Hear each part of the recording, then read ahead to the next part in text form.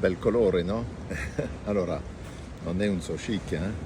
Siamo a Villa d'Este, sul lago di Como, in questo posto famosissimo dove tutte le star e personaggi storici sono venuti, un posto incredibile sul lago e ho provato a vedere che cosa c'era come vini rosati e ho visto che ci sono solamente vini rosati francesi e allora come sempre io faccio diverse degustazioni e questo è un Minuty Rosé Or che è veramente un grande vino rosé di Provence e dunque l'assaggio lo trovo bellissimo, guardate il colore, molto bello e in questo posto stupendo, un Minuty è un vino che si beve benissimo. Cin cin!